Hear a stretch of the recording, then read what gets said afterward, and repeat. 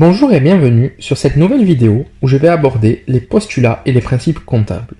Ces postulats et ces principes sont des règles qui doivent être respectées. Ces notions sont fondamentales car elles définissent le cadre de la comptabilité.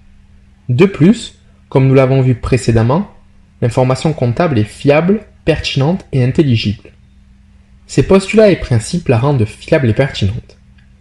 Il faut bien comprendre que sans ces trois qualités, la comptabilité n'aurait pas l'importance qu'elle a dans les entreprises aujourd'hui. Nous commencerons par voir les trois postulats, puis nous finirons par les 10 principes comptables. Les trois postulats comptables sont les suivants. Celui du fait générateur, celui de la périodicité, et enfin, celui de l'évaluation. Le fait générateur est un élément essentiel en comptabilité. En effet, c'est ce fait qui va déclencher l'enregistrement d'une opération dans le journal. Par exemple, la livraison d'un bien va nous permettre d'enregistrer une opération comptable. Autrement dit, ici, le fait générateur va être la livraison.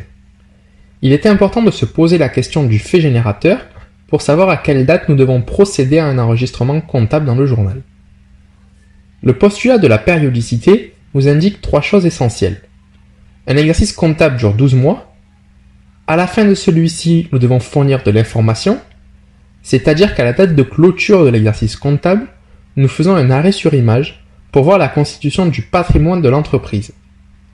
Enfin, il nous dit que l'activité de l'entreprise continue malgré cet arrêt sur image.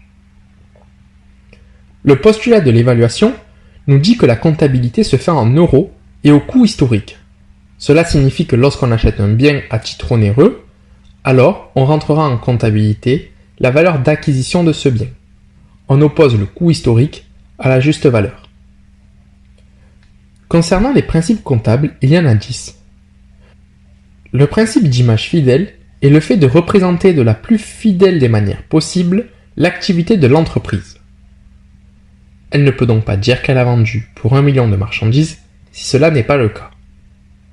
Le principe d'importance relative nous dit que toutes les données comptables n'ont pas la même importance selon la taille et le domaine d'activité de l'entreprise. Si l'entreprise a un chiffre d'affaires de plus de 100 millions d'euros, les centimes ne sont pas d'une très grande importance.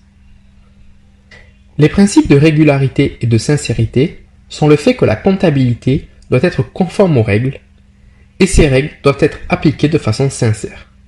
En effet, la comptabilité est composée de normes comptables et donc de règles. De plus, les responsables de la comptabilité de chaque entreprise doivent appliquer ces règles le plus sincèrement possible. Le principe de prudence est le fait de tenir une comptabilité prudente. C'est-à-dire que l'on va avoir l'obligation de comptabiliser les pertes de valeur latentes, mais qu'il sera interdit d'enregistrer les plus-values latentes. Par exemple, lorsqu'un bien perd de la valeur, il faut le réévaluer pour que les agents en soient informés. Mais lorsqu'un bien gagne de la valeur, on ne peut pas le réévaluer. Ici, on fait donc une appréciation prudente des faits. Le principe de la permanence des méthodes nous dit que les méthodes choisies doivent s'appliquer d'un exercice à un autre. La comptabilité doit permettre de comparer les différentes périodes. Il est donc important de garder les méthodes utilisées précédemment.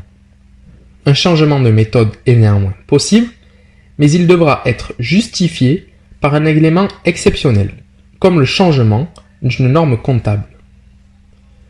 Le principe de non-compensation nous dit qu'il est impossible de compenser des dettes avec des créances. Si nous avons une dette de 1000 euros envers un fournisseur et que nous avons une créance de 1000 euros envers un client, nous ne pouvons pas compenser ces deux éléments. Nous devrons payer le fournisseur même si le client ne nous paie pas. Le principe de la partie double est super important. Il nous dit que chaque opération comptable du journal correspond à un double flux que l'on appelle emploi-ressources ou plus communément débit crédit. Ce principe est fondamental vu que c'est de lui que l'on déduit que le total actif est égal au total passif du bilan. Les principes de comparabilité et de continuité d'activité signifient que l'on établit les documents comptables annuels en faisant l'hypothèse qu'après la clôture des comptes, l'entreprise continue son activité. En effet, l'objectif est de comparer les documents de l'année N et de l'année N-1 pour pouvoir voir l'évolution de l'entreprise.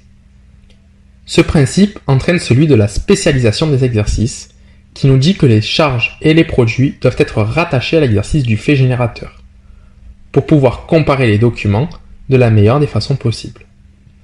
Enfin, le dernier principe est celui de l'intangibilité du bilan d'ouverture. Il nous dit que le bilan d'ouverture d'un exercice correspond au bilan de clôture avant répartition de l'exercice précédent.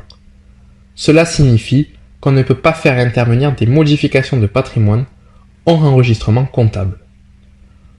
Pour conclure, il faut garder en tête tous ces postulats et principes, car ils sont à la base de la comptabilité et sont donc fondamentaux pour la compréhension de cette discipline. Maintenant que vous savez que l'information comptable est fiable et pertinente grâce à ces postulats et ces principes, on va pouvoir passer à l'intangibilité de cette information avec les documents comptables. C'est donc ce que nous aborderons lors de la prochaine vidéo. J'espère que cette vidéo vous a plu et qu'elle a pu répondre à vos questions. N'hésitez pas à laisser un like ou un commentaire si c'est le cas.